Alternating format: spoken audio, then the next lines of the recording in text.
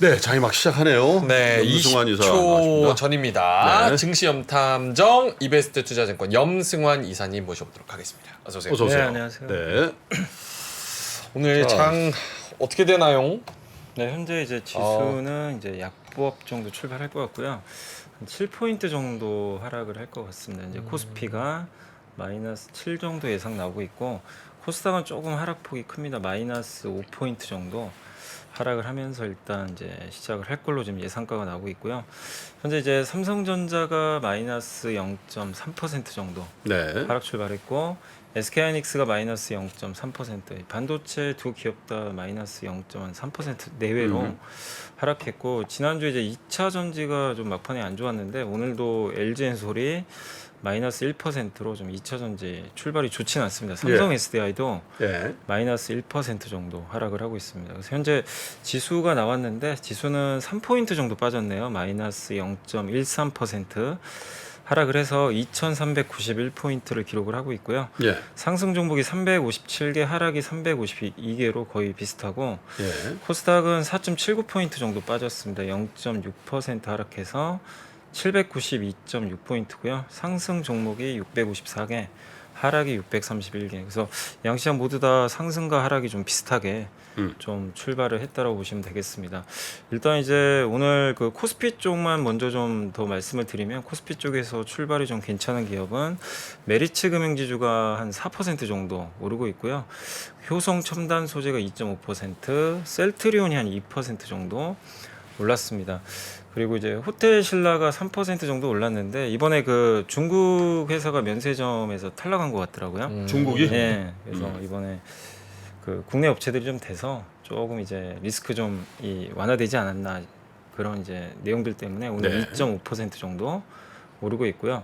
그다음 한미사이언스가 플러스 2%, 삼성바이오가 1.3%. 오늘 셀트리온, 한미, 뭐 삼성바이오까지 좀 바이오 기업들이 출발이 코스피에서 오늘 좀 상당히 돋보인다라고 예. 보시면 되겠고, 다만 이제 아까 말씀드린 대로 2차 전지가 대부분 좋지 않습니다. 지금 뭐 포스코 케미칼이 2.7%, LG에너지 솔루션이 마이너스 2.5로 하락폭이 더 확대가 됐고, 솔루스 첨단 소재도 마이너스 2% 정도 네. 하락세가 이어지고 있어서, 그러니까 지난 금요일 이후로 지금 2차 전지가 좀 밀리는 그런 모습이고요.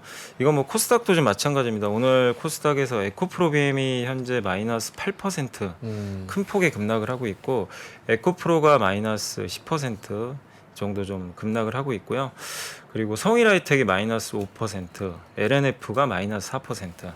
그래서 2차 전지 이제 주요 기업들이 뭐 2월에서 3월까지 상당히 좋았는데요. 지금 주가가 지난 금요일부터 이제 큰 폭으로 좀 이틀째 밀리고 있는 그런 양상입니다.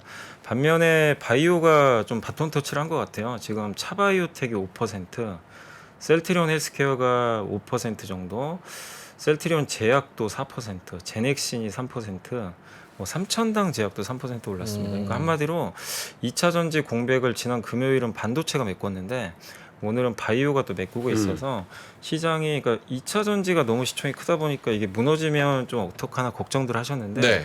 시장이 이제 단단한 것 같아요. 왜냐하면 이게 방어해주는 이 업종들이 좀 나오다 보니까. 그래서 오늘은 코스피, 코스닥 모두 다 좀 바이오가 시장을 좀 이끌고 있다라고 보시면 좀 좋을 것 같습니다. 네. 그리고 오늘 이제 수급 상황은 일단 외국인들은 조금 관망하는 분위기 같습니다. 현재 한 70억 정도 순매도고 기관 투자들이 한 373억 정도 사고 있는데, 금융 투자랑 연기금이 일단 좀 매수를 하고 있고, 개인 투자분들은 일단 300억 정도 오전에 매도가 일부 나오고 있습니다. 오늘 기관들은 주로 사고 있는 업종은 일단 전기전자 업종하고 서비스 제약주 위주로 좀 매수를 하고 있고요. 반면에 외국인들은 좀 소폭 매도지만 오늘 전기전자는 좀 매도를 하고 있는데, 의약품하고 이쪽 그 철강주 쪽은 좀 매수를 하는 것 같습니다. 네. 그래서 오늘 제약바이오 쪽은 외국인 기관 좀 매수가 좀 쌍끌이로 들어오면서 좀 좋은 분위기가 이어지고 있다라고 보시면 되겠고, 아마 전기전자에 2차 전지가 들어가 있거든요. 그래서 아마 외국인들이 지금 차익 매물을 좀 내놓고 있는 게 아닌가, 이렇게 좀 생각이 됩니다. 제약 바이오 쪽으로. 예, 오늘은 뭐 제약바이오가 굉장히 좀 오전부터 좀 분위기가 좋은 것 같습니다. 그리고 섹터로 마지막으로 이제 넘어가면 오늘 일단 그 면세점 관련주들 좋고요. 아까 말씀드린 대로 이제 국내 면세점 업체들 이제 선정이 좀 되면서 분위기 좋고, 물론 이제 최종 결정은 4월에 난다고 하더라고요. 그래서 4월 날 때까지는 조금 지켜보시면 되겠고, 오늘 바이오 시밀러라든가 뭐 면역 항암제 관련된 기업들이 좋은데, 특히 오늘 뭐 셀트리온 그룹주들이 전체적으로 다 분위기가 좋은 모습이라서 증시 상승을 이끌고 있고, 또 삼성바이오로직스가 지난주에 그 증설 또 그러니까 이 투자하는 금액을 더 올렸더라고요. 네. 예, 이 바이오 공장에 대해서. 그래서 그런 것들도 바이오 기업들한테는 좀 좋게 작용하지 않나 생각이 되고, 요즘에 또 비트코인 가격이 좀 많이 오르고 있잖아요. 그러니까요. 그래서 한국에서도 지금 비트코인 관련된 기업들의 주가가 뭐 연일 강세고, 그리고 애플페이가 이제 내일 출시가 되거든요. 그래서 이제 그거 앞두고 애플페이 관련주도 오늘 조금 반등이 나와주고 있습니다. 그 외에 뭐 의료기기라든가 뭐 MLCC 업체들도 좀 강세고, 타이어 업체들도 좀 강세고요. 건설기계 뭐 다 고르게, 어쨌든 이게 지수가 좀 빠지고는 있지만 고르게 좀 오르는 기업들이 좀 많은 편인데, 다만 이제 2차 전지 시총이 정말 엄청 많이 늘어났기 때문에 2차 전지 좀 하락이 증시에 좀 부담이 되고 있고요. 오늘 리튬 2차 전지 소재 다 하락하고 있고, 또 여기에 그 하이닉스하고 삼성전자도 지금 좀 약세를 좀 보이고는 있습니다. 네. 그러다 보니까 주요 2차 전지 IT가 좀 빠지면서 증시는 약간 좀 하락을 보이지만, 전반적으로 이렇게 좀 종목 장세 펼쳐지고 있는 그런 흐름인 것 같습니다. 그래서 현재 지수는 양시장 모두 다 좀 약보합권에 좀 머물러 있다라고 보시면 되겠습니다. 자, 전반적으로 보면은 그 저 지수는 그냥 약보합 정도 네, 수준이고 업종별로 좀 조금 갈리는데, 나스닥 선물을 비롯해서 미국 선물이 전조하네요. 네, 지금 맞습니다. 보니까 나스닥 선물 기준으로만 보면 0.5% 오르고 있고요. 다우지수도 0.64, S&P도 0.68 이렇게 오르고 있는 상황이라서, 아마 투자 심리적인 측면에서 아마 그 크레딧 스위스 은행의 네. 딜이 일단은 파국은 면했다라는 네, 어떤 그런 안도감을 좀 주고 있는 것 같죠. 네. 어떻게 FOMC 좀 지나고 나면 시장의 색깔이 이전과는 조금 달라진다고 보세요? 시장의 색깔이 뭐 지금 벌써 지난 금요일부터 좀 달라진 거는 같아요. 그러니까 거의 2차 전지 외에는 사실 주식도 아니었거든요. 그렇죠. 분위기가 맞아요. 진짜 거의 분위기 그랬어요. 분위기가 정말 네. 너무 쏠렸는데, 2차 전지가 이제 유럽의 원자재법 그게 나오고 나서 그게 좀 빌미가 된 것 같아요. 차익 실현 빌미가 돼서 그날 이제 2차 전지 관련주가 다 급락을 했잖아요. 근데 이제 그때 또 갑자기 투자 얘기가 나왔죠. 그 삼성전자 300조. 그래서 삼성전자 이제 관련 이쪽 밸류체인이 소부장. 한번 움직였거든요. 네. 그래서 뭐 시장이 원하는 건 결국엔 그 투자 같아요. 돈이 어디로 몰리느냐. 그러니까 정부가 투자하는 쪽이 주인공인 것 같아요. 지금 2차 전지도 사실 정책 수혜주잖아요. 근데 반도체도 마찬가지로 투자한다고 하니까 움직였던 것처럼. 그래서 계속해서 FOMC 전까지는 좀 불안정은 하겠지만, 제가 봤을 때는 이렇게 그 2차 전지처럼 뭔가 좀 성장이 나오는 쪽은 계속 제 생각이 좀 순환하면서 좀 서로 좀 이끌어가지 않을까, 이렇게 예상을 좀 하고 있습니다. 알겠습니다. 자, 그러면 리포트를 좀 볼까요? 리포트. 네. 네. 리포트 오늘 첫 번째는 이제 지난주에도 LFP 많이 좀 말씀드렸는데, 오늘 이제 하나증권의 김현수 연구원님이 일단 오늘 그 주간 자료를 좀 썼어요. 그래서 LFP 같은 경우는 저렴한 가격과 정말 매장량이 지금 상대가 안 되거든요. 이게 3원 개라 그러죠. NCM 배터리. 이게 니켈이 가격도 22,000달러, 코발트가 34,000달러 정도 하는데 톤당, LFP 주원료가 철인데 127달러밖에 안 돼요. 그래서 가격 경쟁력에서 당연히 앞서고, 무게도 이게 어떻게 보면은 그 1kg, 배터리 1kg당 제일 많이 무게를 차지하는 메탈이 3원계는 니켈인데 LFP는 철이거든요. 그러니까 철이 제일 중요하죠. 네. 근데 철 가격이, 그러니까 니켈 가격이 철광석 가격의 173배나 됩니다. 그렇기 때문에 가격 경쟁력에서는 이게 당연히 뭐 LFP가 장점을 보일 수밖에 없다, 이렇게 보시면 되겠고, 매장량도 상대가 안 됩니다. 니켈이 9천만 톤인데 철이 1,700억 톤이 매장이 돼 있거든요.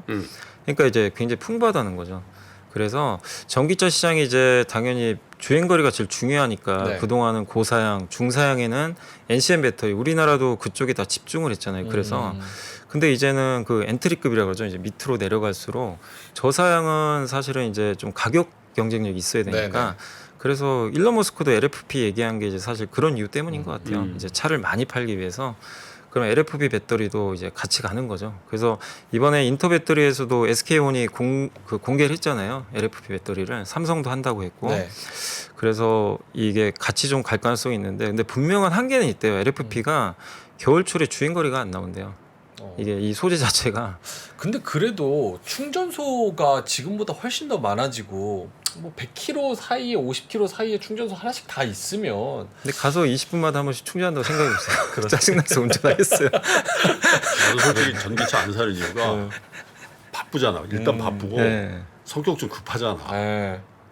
그거 언제 꽂고 있어요. 그게 거의 100km 갈 때마다 또 꽂으면 우리는 스트레스 받아요. 우린 지금 현재 노후 아파트라서 꽂은 데도 없거든. 그것도 있어도 또 앞에서 기다린다 기다려야 그러더라고요. 돼요. 또 다 차 있으면은 네. 그런 문제점은 지금 또 있죠. 그러니까 이제 짧은 뭐 주행거리나 이런 건 괜찮은데. 빨리 충전 인프라를 빨리 네. 빨리 해야 돼요. 그러니까 이게 LFP가 또 대세가 된다고 해서 NCM이 없어지는 게 아니라 각각 다 장단점이 너무나 명확해요. 그렇기 때문에 어느 한쪽에 뭐 너무 치우칠 필요는 없다. 그리고 이 재활용이 좀 사실상 어렵다고 하더라고요. LFP는. 재활용이 NCM 배터리는 가능한데 오. 근데 이제 그런 이유 때문에 LFP가 또 안 된다고 보시는 분들도 계세요. 그렇지만 이 3원계 그러니까 NCM 배터리도 재활용 생태 구축하려면 최소 5년에서 10년 걸리거든요. 그러니까 이게 뭐 당장 뭐 엄청나게 지금 되는 게 아니라 시간이 남아 있기 때문에 결국 그 전까지는 이 김현수 연구원의 의견은 자동차 제조사들이 어떤 배터리를 이용해서 더 많은 전기차를 안정적으로 생각해서 생산을 해서 이 시장을 좀 차지를 하느냐. 그러기 위해서 LFP가 그 약간 징검다리 역할을 한다. 이 저가형이 들어갈 수가 있기 때문에 그런 측면에서 보시면 좋을 것 같고. 근데 이제 여기서 우리나라 기업들한테 좀 기회가 된다고 보는 건 미국과 유럽의 기업들이 이 중국에 맡기고 싶어 하진 않거든요. 일단 조금 뭐 유럽은 모르겠지만 특히 미국은. 그래서 미국에서도 LFP 니즈가 있을 거고 그렇게 되면 한국 기업들이 당연히 중국은 못 하거든요. 어쨌든 태생적으로 할 수가 없기 때문에 한국 기업들도 LFP 시장 확대될 때 뭐 굳이 나쁘게 볼 이유는 없지 않냐. 이런 좀 내용인 것 같아요. 그래서 실제 중국 기업들에게 LFP 관련 소재를 공급한 이력이 있는 기업들도 있다고 하니까 소재 업체 중에서는 그런 기업들도 한번 찾아보시면 좀 좋을 것 같습니다. 그래요. 네. 네. 그리고 이제 두 번째는 이게 그 화학 관련된 이제 윤재성 신홍주 그 하나증권 연구원님이 역시 매주 좀 자료를 써주시는데 네. 탄소 섬유와 엔비라텍스라는 이제 자료인데요. 이 작년 10월에 국제유가가 67, 72달러 수준에서 그 전략 비축유 재매입한다고 그 바이든 대통령이 언급을 했거든요. 그렇죠. 근데 이미 그 가격을 깨버렸어요. 그래서 아마 유가 하방은 더 내려가지는 않고 저 매입 때문에 아마 버티지 않을까 이렇게 보고 있고 러시아산 우랄유를 이제 중국에서 많이 수입을 하는데 이게 48달러니까 여전히 우랄유가 훨씬 싸요.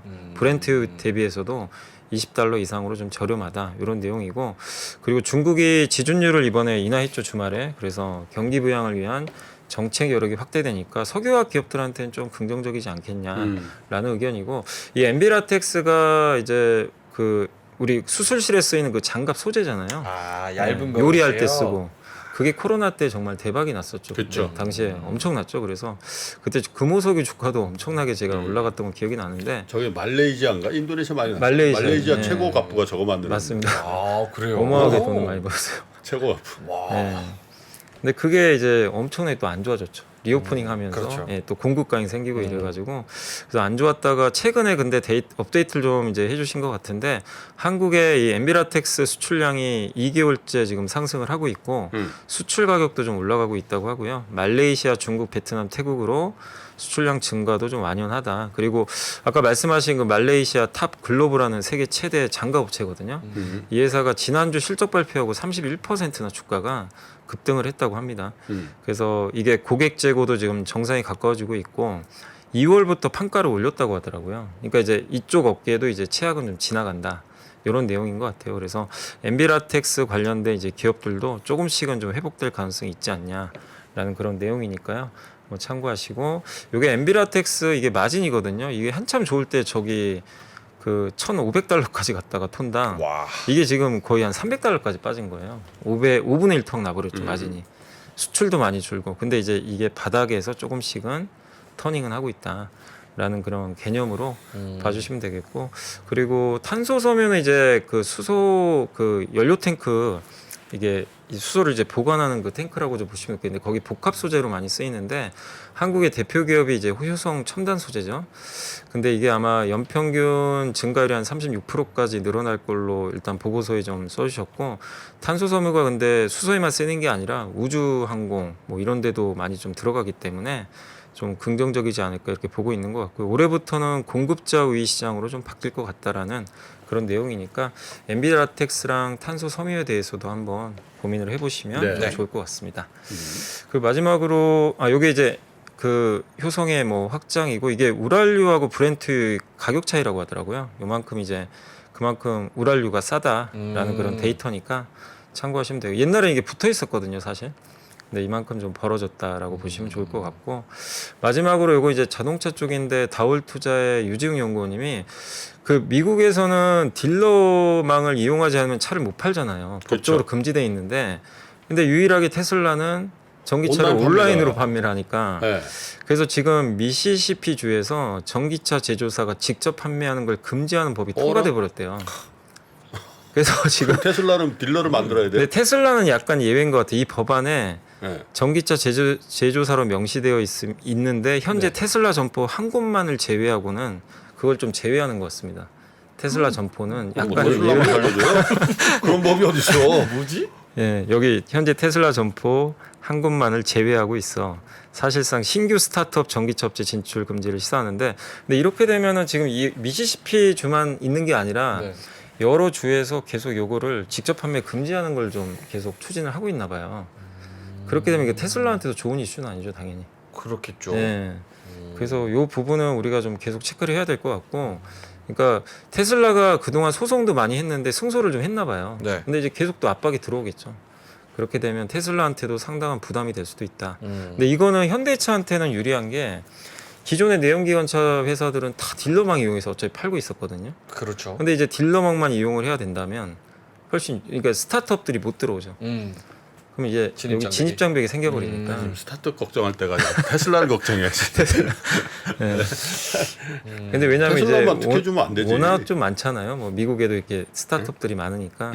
그래서 약간 좀 시대를 역행하는 법 아닙니까? 요즘에 뭐 로켓 배송 근데 모르겠어요. 온라인 미국은- 구매 얼마나 많은데 딜러 프랜차이즈 액트? 네, 딜러 프랜차이즈 그 법이 있다고 하더라고요 미국에서. 그러니까 딜러망 이용 안 하면 이제 차를 살 수가 없는 거죠. 미국에. 뭐 유통 마진 뭐 챙겨주는 법이 뭐 모르겠네요. 이건 제가 잘 몰라가지고 예. 그런 리포트가 있었다. 예, 그래서 이제 현대차도 이제 요즘에 옛날과 다르게 이제 현대차만 하는 게 아니라 제네시스를 이제 따로 떼내 가지고 전용 딜러망을 구축을 시작을 했는데 한 4곳 정도인데 이게 100곳까지 늘어난다고 하고요. 요게 지금 집중적으로 제조사 직판 반대하는 법안 추진하는 지역들이래요. 요 지도에 있는 곳이. 그래서 이 미시시피가 이번에 통과가 됐기 때문에 좀 확산될 가능성은 좀 염두를 해둬야 될 것 같습니다. 왜 직판을 금지할까요? 내막은 있겠죠? 내막은 뭐 아 저도 알려주세요. 아니 방송 꺼지나? 아니 그게 아니라 전 좀 모르지. 솔직히 모르는데 아시는 것 같은데. 명분이 뭐예요? 안전? 그 안 명 좋은? 저도 자세히 모르겠습니다. 명분까지는.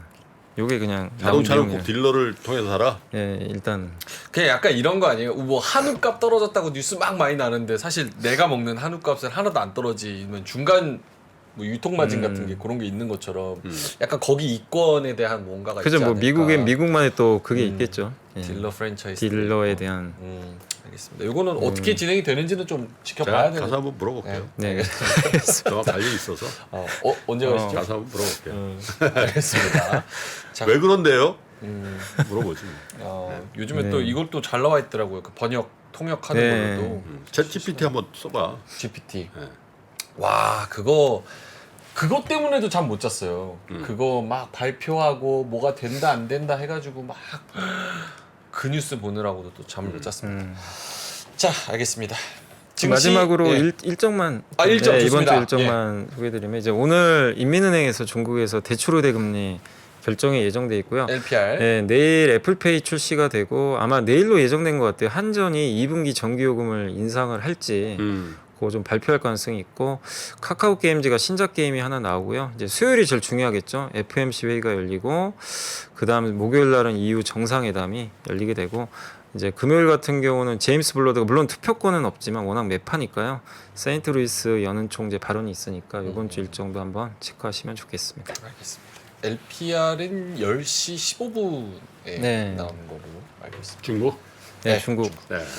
자, 알겠습니다. 증시 염탐정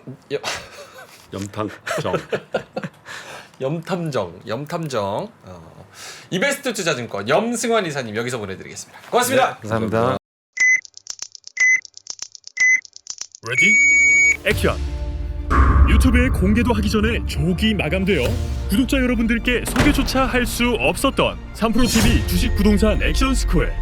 국내외 주식시장 분석, 기업 발굴 및 기업 분석, 가치평가, 부동산 권리 분석, 지역 분석 및 임장, 개별 부동산 가치평가, 이 모든 걸 내 손으로 직접 액션하는 100% 실전 훈련 프로그램 액션스쿨 2회차 모집 소식을 이번엔 가장 먼저 알려드립니다. 박세희, 홍진채, 오윤석 전문가들의 실제 투자 프로세스를 내 손으로 직접 경험하세요. 액션스쿨은 기수제 프로그램으로 정해진 인원이 모집되면 완전히 마감됩니다. 자세한 내용은 영상 하단의 링크 혹은 3프로TV 앱에서 확인하세요.